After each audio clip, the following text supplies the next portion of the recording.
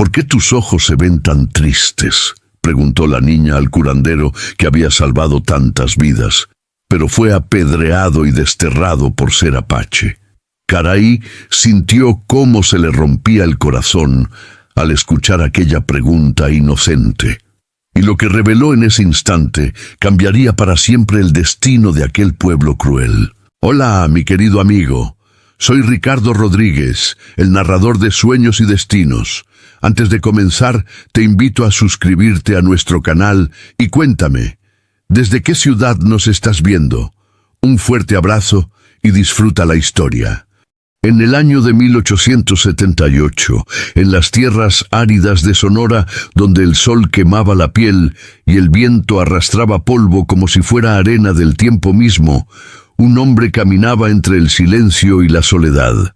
Se llamaba Tawari, un apache de mediana edad cuya piel curtida guardaba las marcas de demasiados soles y cuyas manos callosas conocían tanto el peso de la vida como el de la muerte. Su mirada era profunda, del color de la tierra mojada después de la lluvia, pero había en ella algo más, algo que quienes lo veían no podían nombrar, una tristeza antigua que no se iba ni con el tiempo ni con el olvido. Tawari cargaba un pasado hecho de pérdidas. Había perdido a su esposa, Nalin, cuyos ojos brillaban como las estrellas cuando reía. Había perdido a su hijo, Kai, que apenas había cumplido 6 veranos cuando la fiebre se lo llevó. Los había perdido a ambos en una epidemia que arrasó su ranchería apache como el fuego arrasa el pasto seco. Él, que conocía las plantas y sus secretos, que había aprendido con su abuelo Chato el arte de curar, no pudo hacer nada. Las hierbas no bastaron. Las oraciones no bastaron. Sus manos, que habían salvado a tantos, temblaron inútiles mientras los cuerpos de quienes amaba se enfriaban bajo las mantas. Fue después de aquello que hizo el juramento. De rodillas junto a las tumbas recién cavadas, con la garganta cerrada y el pecho partido, juró que nunca más negaría ayuda a nadie, sin importar quién fuera, sin importar si lo odiaban o lo temían, porque entendió, en aquel momento oscuro, que el dolor de no poder salvar a alguien era peor que cualquier otra cosa en este mundo. Durante años, Tawari atravesó los pueblos de Sonora ayudando a los enfermos. Curaba fiebres que hacían delirar a los hombres más fuertes, mordeduras de serpiente que hinchaban la carne hasta reventarla, infecciones que pudrían las heridas y mataban lentamente. Conocía las raíces del ocotillo para la sed, las flores del mezquite para las heridas, la corteza del álamo para el dolor, pero aunque salvaba vidas, el agradecimiento nunca duraba. La gente lo miraba con desconfianza. «Es el brujo del desierto», susurraban. «Sus ojos traen maldición». Cuando una mujer a quien había curado de una fiebre terrible enfermó nuevamente meses después y murió, el rumor se esparció como veneno.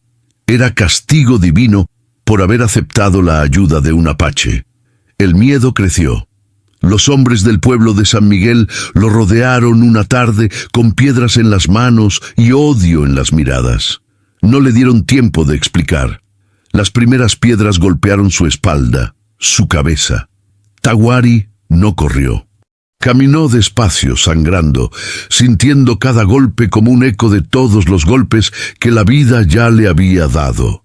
Desde entonces vivió aislado en las colinas de Piedra Roja, donde el viento era su única compañía y la memoria de quienes había perdido su único consuelo. Las colinas eran un lugar áspero.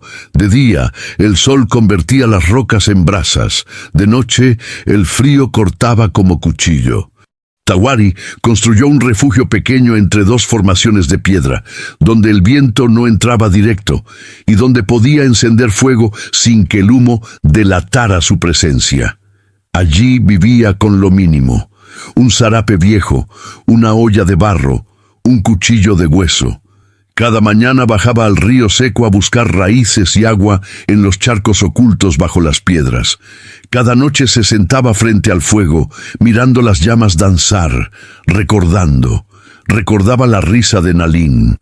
Recordaba cómo su hijo corría descalzo, persiguiendo lagartijas.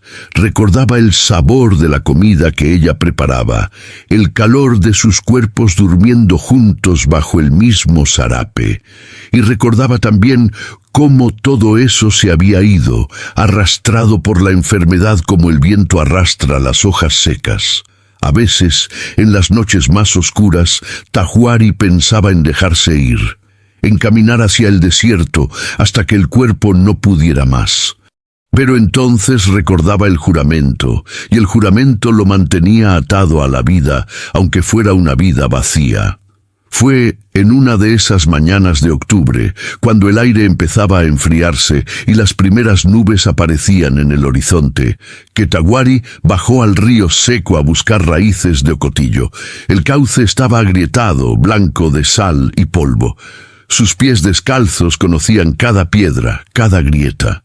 Iba concentrado, buscando entre las rocas los brotes verdes que indicaban dónde crecían las raíces, cuando vio algo que no debería estar allí.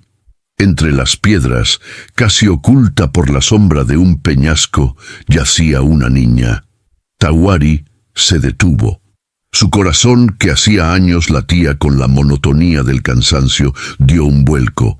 Se acercó despacio, con la cautela de quien ha aprendido que la vida puede romperse con un gesto brusco. La niña tendría unos 7 años. Tenía el rostro quemado por el sol, los labios agrietados y secos como la tierra del desierto. Su vestido estaba rasgado, sucio de polvo y sangre seca. En su muñeca delgada llevaba una cinta azul desteñida, atada con cuidado. No se movía. Tahuari se arrodilló junto a ella y puso los dedos en su cuello, buscando el pulso. Lo encontró, débil, irregular, pero ahí. Estaba viva, apenas, pero viva. La levantó con cuidado, sintiendo lo ligera que era, como si los huesos fueran de pájaro. La cargó en brazos y emprendió el camino de regreso a su refugio, subiendo por el sendero de piedras sueltas que solo él conocía. El sol ya estaba alto y el calor apretaba. Tahuari sentía el sudor correr por su espalda, pero no se detuvo. Cada paso era una promesa silenciosa. Esta vez no llegaré tarde. Cuando llegó al refugio, la recostó sobre su propio zarape y comenzó a trabajar. Primero, agua. Hirvió agua en la olla de barro, esperó a que se enfriara un poco y con un trapo limpio humedeció los labios de la niña, gota a gota, despacio. Después preparó una infusión de hojas de mezquite para bajar la fiebre y limpió las heridas de sus pies con agua tibia. Sus manos, que conocían este ritual como otros conocen las oraciones, se movían con precisión, sin prisa. Durante 3 días la niña deliró. Hablaba en sueños, murmuraba palabras que Tahuari no entendía del todo. A veces gritaba, asustada, y él le ponía una mano en la frente, hablándole en voz baja en apache, aunque sabía que ella no entendería. «Estás a salvo», le decía. «Nadie te hará daño aquí». Tahuari no durmió esas 3 noches. Se quedó sentado junto a ella, atizando el fuego, cambiándole los paños húmedos en la frente, dándole de beber cuando podía.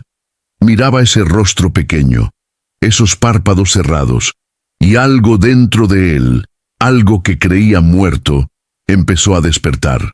No era esperanza. Era algo más simple y más hondo. Era el instinto de proteger. Al 4.º día, cuando el sol apenas empezaba a asomar entre las rocas y el aire todavía estaba fresco, la niña abrió los ojos. Miró a Tahuari con miedo, pero no gritó. Se quedó quieta, observándolo. Él tampoco se movió. Sabía que cualquier gesto brusco podía asustarla. Esperó. Pasaron así varios segundos, mirándose en silencio. Finalmente, la niña habló. Su voz era apenas un susurro, rasposa y trémula. «¿Dónde estoy?», Tawari respondió en español, despacio, buscando las palabras correctas. «Estás a salvo, en las colinas». «¿Quién eres?». «Mi nombre es Tawari». Los ojos de la niña se agrandaron un poco, pero no de miedo. Era algo diferente, reconocimiento tal vez. «¿Eres el curandero?», preguntó. «Sí». Ella cerró los ojos, y por un momento Tawari pensó que se había desmayado otra vez, pero entonces la escuchó susurrar. «Mi mamá dijo que eras real». Durante los días siguientes, Tawari cuidó de la niña mientras ella recuperaba las fuerzas. Le preparaba atole de maíz por las mañanas, le daba agua fresca a mediodía y por las noches le hacía infusiones de hierbas para que durmiera sin fiebre. Poco a poco, el color volvió a sus mejillas y la fuerza a sus piernas. Se llamaba Lucía. Era hija de una costurera del pueblo de San Miguel. Contó, con la voz todavía débil, que se había perdido cuando los animales de carga que su familia llevaba al mercado se asustaron al cruzar el río. Las mulas huyeron, y ella, tratando de alcanzarlas, se adentró en el desierto sin darse cuenta. Caminó durante horas bajo el sol, hasta que ya no pudo más. «Pensé que iba a morir», dijo, mirando el fuego. «Cerré los ojos y pensé en mi mamá». Tawari no respondió. Sabía lo que era pensar en alguien amado cuando la muerte parece cerca. Sabía que ese pensamiento es lo único que queda cuando todo lo demás se va. «¿Por qué me salvaste?», preguntó Lucía después de un silencio. «Porque estabas enferma». «Pero soy mexicana, y tú eres apache». Tawari la miró. Había verdad en esas palabras, pero también había inocencia. La niña no entendía todavía que el odio entre su gente y la suya no tenía explicación. Solo historia. «La enfermedad no pregunta quién eres», dijo simplemente. Lucía asintió, como si eso tuviera sentido para ella. Y tal vez lo tenía. Con el paso de los días, algo cambió en el refugio. La presencia de la niña trajo una vida que antes no existía. Lucía era curiosa. Preguntaba por todo. Quería saber qué plantas se comían y cuáles no. Cómo se encendía el fuego con piedras, por qué los coyotes aullaban de noche. Tawari respondía con paciencia, enseñándole con gestos más que con palabras. Le mostró cómo reconocer las hojas del mezquite, cómo encontrar agua bajo las piedras, cómo leer las señales del cielo para saber si llovería. Y mientras le enseñaba, algo en él empezó a sanar. No era felicidad, todavía no, pero era algo parecido a un propósito.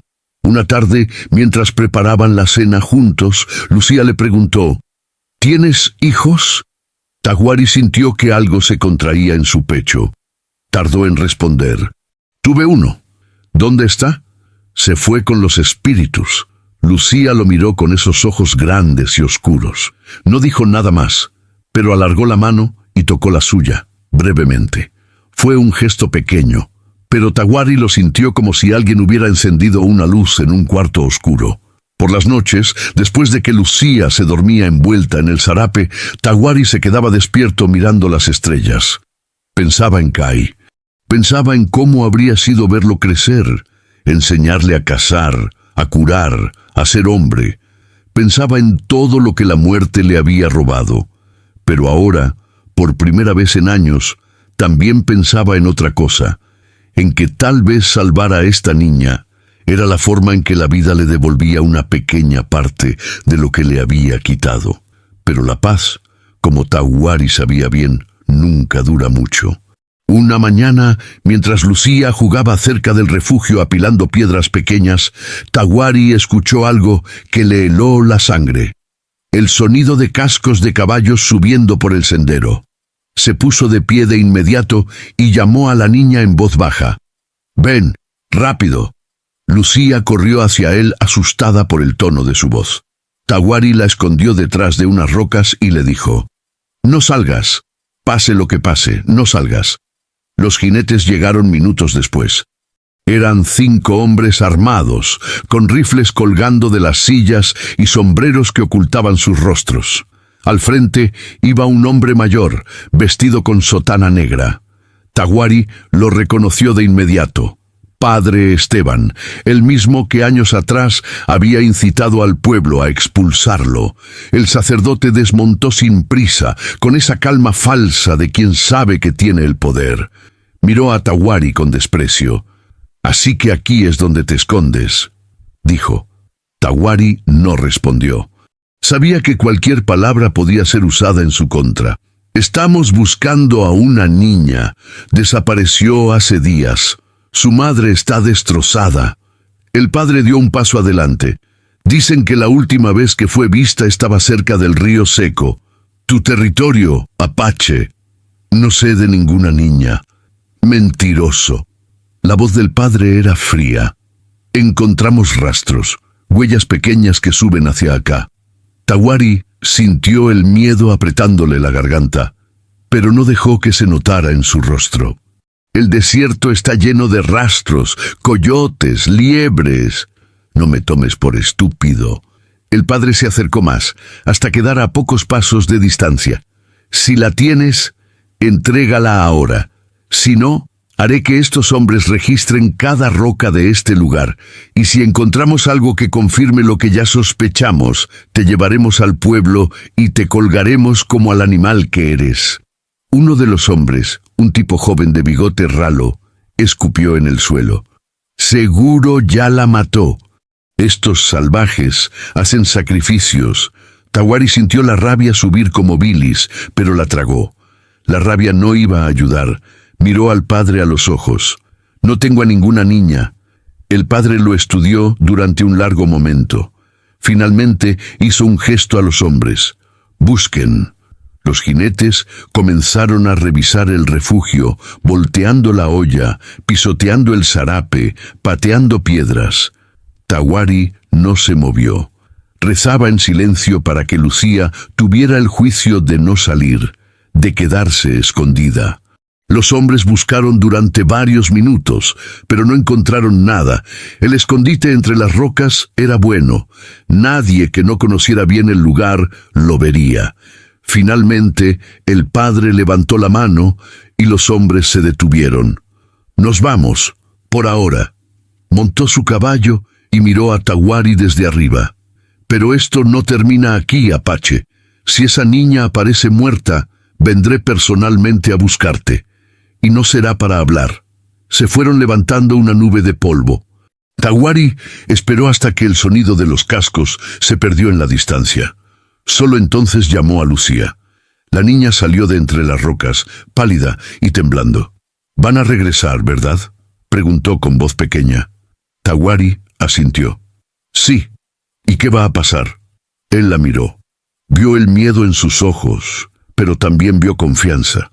Confianza en él. Y eso hacía todo más difícil. «Tienes que volver con tu madre», dijo. «Pero ellos creen que tú me raptaste». «Lo sé. Si vuelvo te van a matar». «Tal vez». Tahuari se agachó para quedar a su altura. «Pero si no vuelves, tu madre va a sufrir, y ellos van a seguir buscándote. Y cuando no te encuentren, dirán que te maté. Será peor». Lucía tenía lágrimas en los ojos. «No quiero que te hagan daño. No va a pasar nada». Mintió y ambos lo sabían. «Pero tienes que confiar en mí». Prepararon el viaje esa misma tarde. Tahuari sabía que regresar al pueblo era probablemente una sentencia de muerte, pero también sabía que no tenía otra opción. El juramento que había hecho frente a las tumbas de su esposa y su hijo incluía esto: proteger a quien necesitara protección, sin importar el costo. Caminaron durante 2 días por el desierto. Tahuari escogió rutas que evitaban los caminos principales, senderos ocultos que solo él conocía.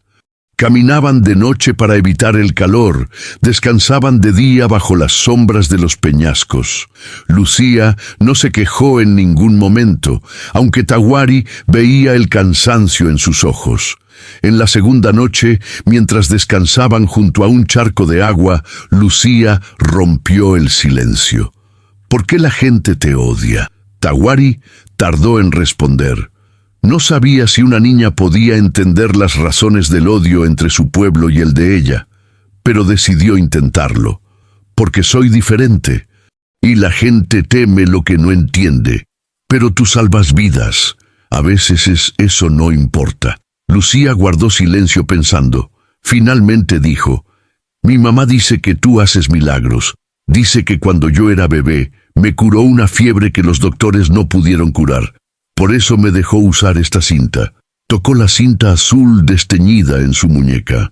Dijo que era para recordar que hay cosas más grandes que el miedo. Tawari sintió algo moverse en su pecho. Recordaba ahora, una mujer joven con un bebé enfermo años atrás. Había ido a su refugio de noche, desesperada, con la criatura ardiendo en fiebre. Él la había curado con té de corteza de sauce y compresas frías. La mujer había llorado de alivio y le había dado las pocas monedas que tenía. Él las había rechazado. ¿Tu madre no tiene miedo de mí?, preguntó. Creo que sí tiene miedo, admitió Lucía. Pero también está agradecida. Al tercer día, avistaron los techos de barro de San Miguel. El pueblo estaba en un valle, rodeado de colinas bajas. Tawari se detuvo en lo alto de una loma, mirando hacia abajo. Sintió el peso de lo que estaba por hacer. Voy a llevarte hasta el borde del pueblo, dijo. Desde ahí puedes llegar sola. Dirás que te perdiste y que encontraste el camino de regreso. ¿Y tú? Yo me voy. No. Lucía lo miró con esos ojos grandes. Eso no es justo. Tú me salvaste. Yo voy a decirles la verdad. No te van a creer. Lo intentaré. Tawari quiso decirle que no, que era peligroso, pero vio la determinación en su rostro. Era la misma determinación que él había visto en los ojos de su esposa cuando decidía algo. Asintió. Bajaron juntos hasta el pueblo. Era media mañana y las calles estaban llenas de gente. Cuando los vieron llegar, el murmullo comenzó inmediatamente. Las mujeres se santiguaban, los hombres apretaban los puños. Un niño pequeño salió corriendo, gritando: «¡La niña! ¡La encontraron!». En cuestión de minutos, una multitud se había formado alrededor de ellos. Tawari se mantuvo quieto, con las manos visibles, tratando de no parecer una amenaza. Lucía se aferraba a su mano. Entonces la multitud se abrió y una mujer salió corriendo. Era joven, de rostro delgado y ojos hinchados de tanto llorar. «¡Lucía!», gritó. La niña soltó la mano de Tawari y corrió hacia su madre. Se abrazaron en medio de la calle, llorando ambas. La mujer besaba el rostro de su hija una y otra vez, como si no pudiera creer que estaba realmente allí.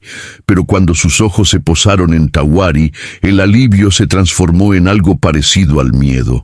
Se puso de pie, poniendo a Lucía detrás de ella como protegiéndola. «¿Qué le hiciste?», preguntó temblando. «Nada», respondió Tawari. «La encontré enferma, la curé». «Mentiras», gruñó una voz desde la multitud. Era el padre Esteban, abriéndose paso entre la gente. Este salvaje la raptó. Probablemente pensaba sacrificarla en uno de sus rituales paganos. «¡No!», gritó Lucía, dándose la vuelta. «Él me salvó. Estaba muriendo y él me salvó». Pero nadie la escuchaba. El miedo y el odio ya habían tomado control. Los hombres comenzaron a acercarse a Tawari con palos y piedras. Él no se defendió, no corrió. Sabía que hacerlo solo confirmaría lo que ya creían de él. La madre de Lucía, con la voz quebrada, intentó hablar. «Si mi hija dice que la salvó, entonces no sea ingenua, Soledad», la interrumpió el padre Esteban. «La niña está confundida. Este hombre la tuvo cautiva. ¿Quién sabe qué le hizo?». «Nada, no me hizo nada». Lucía lloraba ahora, frustrada y asustada, pero sus palabras se perdieron en los gritos de la multitud. Alguien lanzó una piedra que golpeó a Tawari en el hombro. Él no se movió, solo miró a Lucía una última vez. Sus ojos dijeron lo que sus labios no podían. Está bien, no es tu culpa. La madre de Lucía la tomó del brazo y la arrastró hacia adentro de una casa. La niña gritaba, peleando, pero era demasiado pequeña. La puerta se cerró tras ellas, y el último sonido que Tawari escuchó fue el llanto de la niña llamándolo. Los hombres lo rodearon. Los golpes empezaron. Tawari los recibió en silencio, cayendo de rodillas sobre el polvo. Sintió el sabor de la sangre en la boca, el dolor agudo de las costillas quebrándose, pero no sintió sorpresa. Esto era lo que esperaba. Esto era el precio de su juramento. Cuando los hombres se cansaron de golpearlo, lo dejaron tirado en el suelo. El padre Esteban se acercó y lo miró con desprecio. «Vete, Apache. Vete antes de que decidamos terminar lo que empezamos. Y si vuelves a acercarte a este pueblo, te colgaremos de la plaza». Tawari se arrastró fuera del pueblo. Le tomó horas llegar a las afueras, avanzando con el cuerpo roto, dejando un rastro de sangre en el polvo. Cuando finalmente cayó exhausto bajo la sombra de un mezquite, cerró los ojos y esperó a que la muerte viniera. Casi la deseaba, pero la muerte no vino. En su lugar vino el sueño, y en el sueño vio a Nalín. Ella estaba de pie junto al río, lavando ropa, y cuando lo vio le sonrió. Era la sonrisa que él recordaba, llena de luz. «Todavía no», le dijo. «Tu trabajo no ha terminado». Despertó al amanecer con el cuerpo destrozado, pero el corazón latiendo. Se arrastró hasta encontrar agua, bebió y comenzó el largo camino de regreso a las colinas. Le tomó días. Se movía despacio, descansando cuando el dolor era demasiado, durmiendo en cuevas y bajo árboles.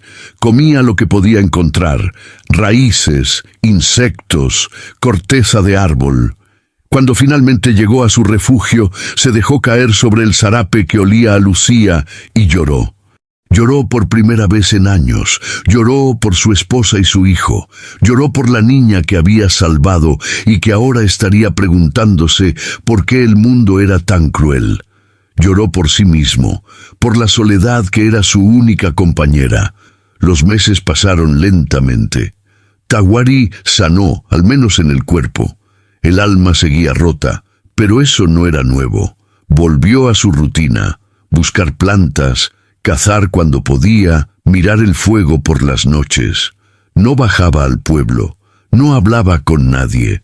El silencio lo envolvió otra vez como una manta vieja, pero el ciclo de la tierra, como siempre, siguió girando.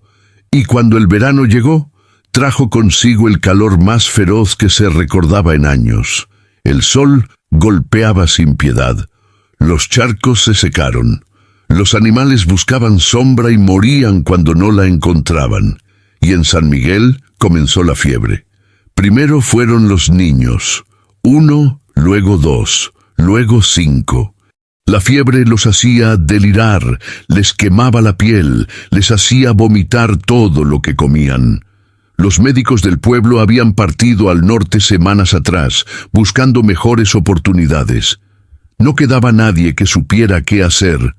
Las madres rezaban, los padres maldecían, los niños morían. Entre los enfermos estaba Lucía.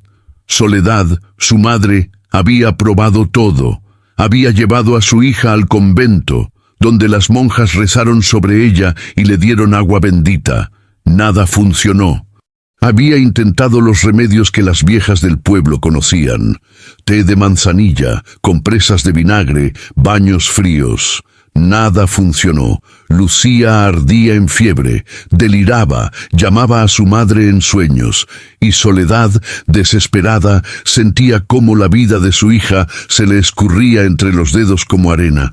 Una noche, sentada junto a la cama de Lucía, escuchó a su hija murmurar en sueños: «Tawari, Tawari, ayúdame». Soledad sintió que algo se rompía dentro de ella. Sabía quién era Tawari.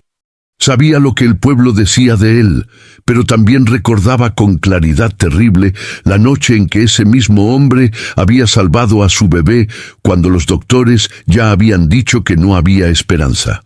Recordaba sus manos firmes y su voz tranquila. Recordaba que no había pedido nada a cambio, pero tenía miedo de lo que dirían, de lo que harían si se enteraban, miedo del padre Esteban, miedo del juicio. Entonces miró a su hija pequeña y ardiendo en fiebre, y supo que el miedo no importaba. Nada importaba excepto salvarla. Pero antes de que pudiera siquiera planear cómo buscar al apache, el padre Esteban cayó enfermo también. El sacerdote, que había estado visitando a los enfermos para darles los últimos ritos, comenzó a sentir los primeros síntomas: fiebre, escalofríos, dolor en el cuerpo. Al principio lo ignoró, atribuyéndolo al cansancio. Pero en cuestión de horas, la fiebre lo consumió. Lo llevaron a la casa parroquial, donde yacía en su cama empapado en sudor, delirando. Fue entonces cuando el pánico verdadero comenzó. Si hasta el padre había caído, ¿quién estaría a salvo? El pueblo entero se sumió en el terror. Las familias se encerraban en sus casas, las calles quedaron vacías. Solo se escuchaban los llantos de los enfermos y las oraciones desesperadas. Doña Mercedes, una anciana partera que había vivido más años que nadie en el pueblo, observaba todo esto con el corazón apretado. Ella sabía cosas que otros no sabían. Sabía que Tahuari había curado a su propia hermana años atrás, cuando una infección de parto amenazaba con matarla. Sabía que el apache conocía secretos de las plantas que ningún médico mexicano conocía, y sabía, sobre todo, que el orgullo estúpido del pueblo estaba matando a sus propios hijos. Una mañana, antes del amanecer, doña Mercedes tomó una decisión. Se puso su rebozo, llenó una bolsa con comida y agua y salió del pueblo sin decirle a nadie. Conocía el camino a las colinas. Años atrás, cuando Tahuari todavía curaba abiertamente, había ido a buscarlo varias veces. Sabía dónde vivía.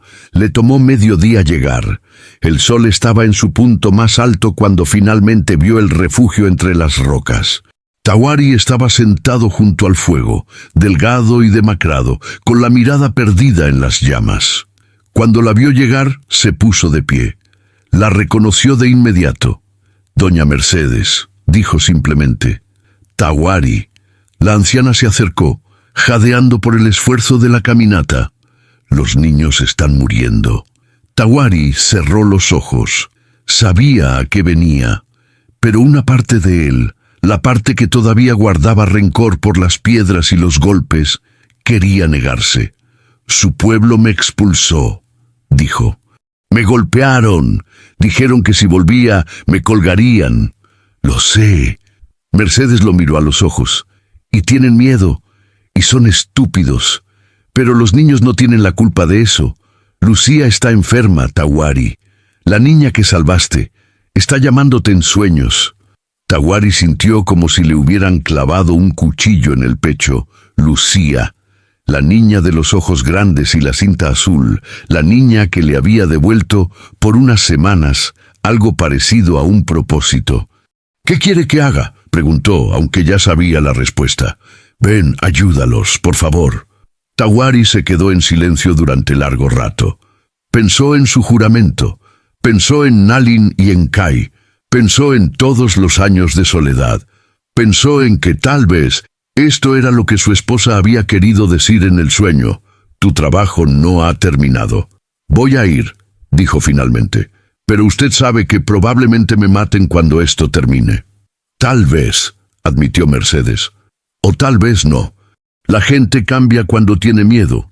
Tahuari recogió sus cosas: bolsas de hierbas, un cuchillo, trapos limpios. Se puso su zarape viejo y siguió a la anciana de regreso al valle. Llegaron al pueblo al atardecer. Cuando la gente los vio entrar juntos, el murmullo comenzó inmediatamente. Algunos hombres se acercaron con palos, pero Mercedes se interpuso. «Viene a ayudar», dijo con voz firme.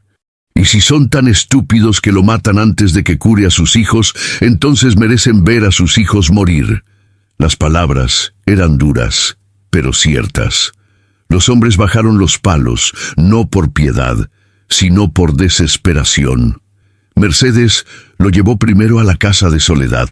La madre de Lucía los recibió en la puerta, con los ojos enrojecidos de tanto llorar. Cuando vio a Tahuari, su rostro se transformó.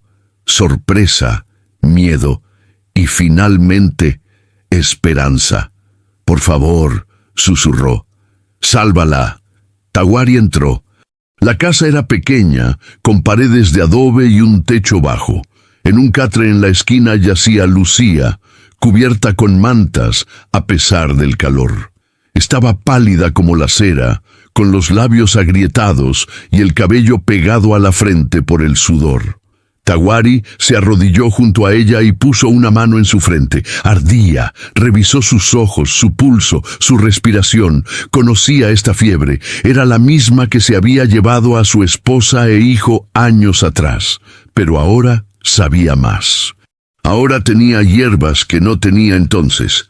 «Necesito agua hirviendo», dijo sin voltear, «trapos limpios y un cuarto donde pueda trabajar sin que nadie me interrumpa». Soledad obedeció de inmediato. Preparó todo lo que pidió. Tahuari comenzó a trabajar. Primero preparó una infusión de corteza de sauce blanco y raíz de jengibre para bajar la fiebre. La hizo beber a Lucía gota a gota, con paciencia infinita. Luego limpió su cuerpo con trapos mojados en agua tibia, enfriándola poco a poco. Preparó una pasta de hojas de álamo y la aplicó en sus sienes y su pecho. Trabajó toda la noche.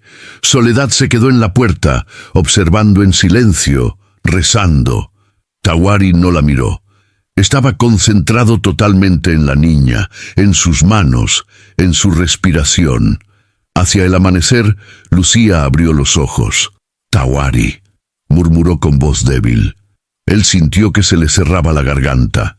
«Estoy aquí. Sabía que volverías». No respondió. Solo apretó su mano pequeña entre las suyas. Cuando Soledad vio que su hija había despertado, cayó de rodillas y lloró de alivio. Se acercó a Tahuari y sin decir palabra, tomó sus manos y las besó. Él, incómodo, las retiró suavemente. «Todavía está débil», dijo. «Necesita descansar. Dale esta infusión cada pocas horas y manténla fresca». «Gracias», susurró Soledad. «Gracias». Pero no había tiempo para agradecimientos. Había más enfermos. Doña Mercedes lo llevó de casa en casa. Tahuari trabajó sin descanso, preparando infusiones, limpiando heridas, enseñando a las familias cómo cuidar a sus enfermos. Les explicó sobre el agua hervida, sobre mantener a los enfermos aislados de los sanos, sobre la importancia de la higiene. Al principio, algunos se resistían. El miedo al apache seguía ahí. Pero cuando veían que sus hijos mejoraban bajo sus cuidados, el miedo se transformaba en otra cosa. No era gratitud, todavía no, pero era aceptación. El padre Esteban, en su lecho de enfermo, observaba todo con ojos vidriosos.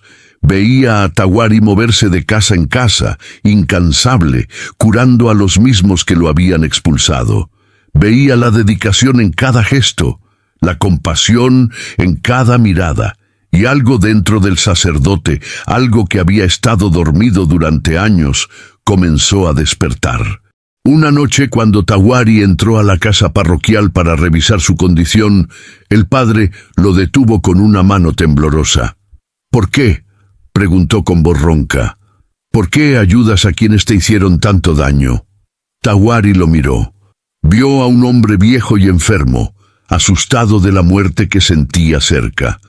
Vio también a un hombre que había usado su poder para sembrar odio, pero vio, sobre todo, a otro ser humano sufriendo. «Porque hice un juramento», respondió simplemente. «¿Qué clase de juramento?». Tahuari guardó silencio un momento. Finalmente dijo: «Juré que nunca negaría ayuda a nadie, sin importar quién fuera, sin importar lo que me hubiera hecho». El padre cerró los ojos.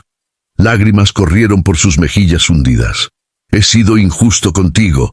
Sí, mentí sobre ti. Le dije a la gente que eras peligroso. Lo hice por miedo a perder mi poder sobre ellos.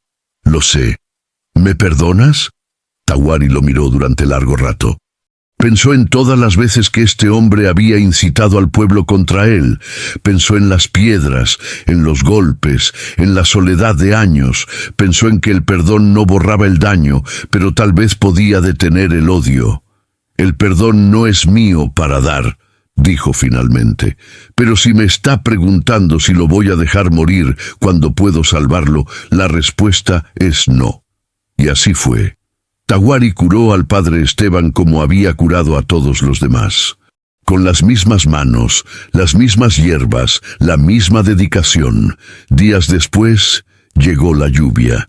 No fue una tormenta grande, solo una llovizna constante que refrescó el aire y llenó los charcos. Con ella, la fiebre comenzó a retroceder. Los niños mejoraron. Los adultos recuperaron las fuerzas. El pueblo lentamente volvió a la vida. Tawari, exhausto hasta los huesos, se sentó en la plaza vacía una mañana. Había trabajado durante días sin dormir. Su cuerpo le dolía. Sus manos temblaban de cansancio, pero por primera vez en años sentía algo parecido a paz. La gente comenzó a salir de sus casas. Al principio lo miraban desde lejos, sin acercarse. Luego, uno por uno, empezaron a venir. Algunos solo pasaban cerca y asentían con la cabeza. Otros se acercaban y murmuraban un gracias apenas audible. Algunos, los más valientes o los más arrepentidos, se arrodillaban frente a él y le pedían perdón. Tawari los aceptó a todos en silencio. No buscaba disculpas, no buscaba reconocimiento, solo quería descansar. Doña Mercedes se sentó a su lado en el banco de la plaza. «Vas a quedarte, ¿verdad?» «No lo sé». «Deberías. Te necesitamos. Me necesitan ahora. Cuando la próxima enfermedad no llegue, volverán a tenerme miedo». Mercedes negó con la cabeza. «La gente cambia. Dale tiempo». Tal vez tenía razón, tal vez no. Tawari no lo sabía. Los días siguientes fueron extraños para él. Por primera vez en años, no estaba solo. Lucía venía a visitarlo cada mañana, trayendo frutas, pan, flores silvestres. Se sentaba a su lado y le contaba historias del pueblo, de sus amigas, de cosas que a él le parecían triviales, pero que ella narraba con tanta alegría que lo hacían sonreír. Otras personas también comenzaron a acercarse. Soledad le traía comida. Doña Mercedes lo invitaba a su casa para cenar. Algunos hombres avergonzados le ofrecían ayuda para reparar su refugio en las colinas. El padre Esteban, ya recuperado, habló en misa sobre la importancia de la compasión. No mencionó a Tawari por nombre, pero todos sabían de quién hablaba. Dijo que había aprendido que los milagros no siempre vienen de donde esperamos, y que a veces Dios trabaja a través de las manos de quienes menos comprendemos. Fue un cambio lento, pero real. Una mañana, mientras Tawari y Lucía caminaban por las orillas del río, ahora lleno otra vez con el agua de las lluvias, la niña se detuvo y lo miró. «¿Por qué tus ojos están tristes si salvaste a tantos?», preguntó. La pregunta lo tomó por sorpresa. Nadie le había preguntado algo así nunca. Se quedó en silencio, mirando el agua correr. Lucía esperó. No lo apuró, solo esperó, con esa paciencia que solo los niños tienen. Finalmente, Tawari habló. «Porque no pude salvar a quienes más quería. Tu familia», asintió, «mi esposa, mi hijo. Cuando la fiebre llegó a nuestra ranchería, usé todas las hierbas que conocía. Recé todas las oraciones que sabía, pero no fue suficiente. Los perdí a ambos». Lucía tomó su mano. «¿Por eso salvaste a todos los demás?» «Sí. ¿Y por eso estás triste? ¿Porque todavía los extrañas?» Tawari sintió que algo dentro de él se quebraba, suavemente, como una rama seca que finalmente cede. «Sí, ¿Crees que ellos estarían tristes de verte triste? La pregunta era simple, pero profunda. Tawari pensó en Nalin, pensó en su sonrisa, en su risa, en cómo siempre encontraba luz incluso en los días más oscuros. Pensó en Kai, en su alegría, en cómo corría por el campamento persiguiendo mariposas. Y supo, con una certeza que dolía y sanaba al mismo tiempo, que no. Ellos no estarían tristes de verlo triste. Ellos querrían que viviera, que sanara, que siguiera adelante. No, admitió, no lo estarían. Lucía sonrió. Entonces tal vez está bien que dejes de estar triste. Tawari la miró. En ese rostro pequeño, en esos ojos inocentes, vio algo que no había visto en años. Esperanza. No una esperanza grande y ruidosa, sino una esperanza pequeña y silenciosa. La esperanza de que tal vez, solo tal vez, era posible sanar. Sonrió. Fue una sonrisa pequeña, casi imperceptible, pero real. Algunos dolores enseñan más que las palabras, dijo. Lucía lo abrazó, y en ese abrazo simple, en ese gesto de afecto sin pretensiones, algo dentro de Tawari finalmente se relajó. No era el fin de la tristeza. La tristeza nunca se iría del todo, pero ya no pesaba como antes. Ya no era una piedra en el pecho, sino una cicatriz. Dolorosa, sí, pero también prueba de que había sobrevivido. Los meses pasaron. Tawari no volvió a las colinas. Se quedó en San Miguel, en una pequeña casa que el pueblo construyó para él al borde del río. No era grande ni lujosa, solo 4 paredes de adobe y un techo de palma, pero era suya. Y por primera vez en años no se sentía como un exilio, sino como un hogar. Siguió curando a quien lo necesitara. La gente ya no lo llamaba el brujo del desierto. Ahora lo llamaban el curandero o algunos simplemente Don Tawari. Los niños ya no corrían cuando lo veían. Al contrario, lo seguían curiosos, preguntándole por las plantas y los animales. Les enseñaba lo que sabía, compartiendo los secretos que su abuelo le había enseñado años atrás. Lucía lo visitaba todos los días. Había tomado el hábito de ayudarlo con las curaciones, aprendiendo qué hierbas usar para cada enfermedad. Tawari veía en ella la misma curiosidad y dedicación que él había tenido de joven. A veces pensaba que tal vez, cuando fuera más grande, ella continuaría su trabajo. La idea lo llenaba de una alegría tranquila. Soledad, la madre de Lucía, también se había acercado a él. Al principio con timidez, avergonzada por no haberlo defendido cuando el pueblo lo atacó. Pero Tawari no guardaba rencor. Entendía el miedo. Había vivido con él toda su vida. Con el tiempo, Soledad y él se volvieron amigos. Ella le cosía ropa cuando la suya se rasgaba. Él le traía hierbas para sus dolores de cabeza. Doña Mercedes se convirtió en su compañera de trabajo. Juntos atendían partos, curaban enfermedades, consolaban a los moribundos. Ella le enseñó secretos de partería que él no conocía. Él le enseñó técnicas de curación que ella nunca había visto. Trabajaban bien juntos, en silencio, cada uno respetando el conocimiento del otro. Incluso el padre Esteban cambió. No se convirtió en amigo de Tawari. Eso habría sido demasiado. Pero sí comenzó a tratarlo con respeto.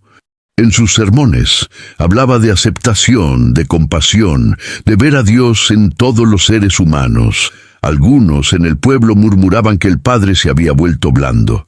Otros decían que finalmente se había vuelto sabio. Los años pasaron. Tawari envejeció. Su cabello se volvió completamente gris. Sus manos, alguna vez tan firmes, comenzaron a temblar ligeramente. Pero seguía curando, seguía enseñando, seguía viviendo. Lucía creció hasta convertirse en una joven hermosa y dedicada. Se casó con un carpintero del pueblo, un hombre bueno que respetaba a Tawari y lo llamaba abuelo, aunque no compartieran sangre. Tuvieron hijos, y Tawari los vio nacer, Los cuidó cuando enfermaban, los vio crecer.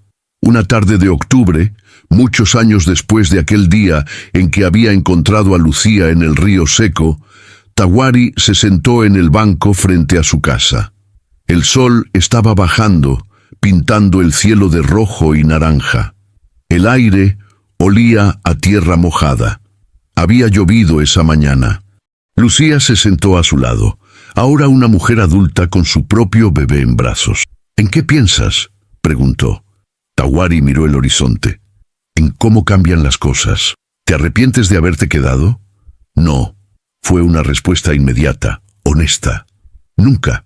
«¿Sigues triste?».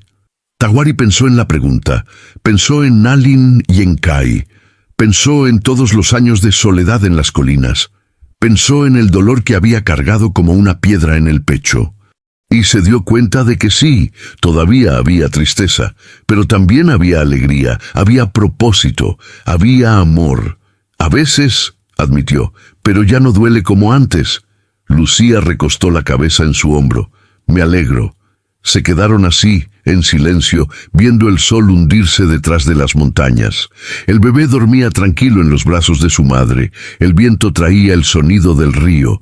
Desde algún lugar cercano llegaba el ladrido de un perro y la risa de niños jugando.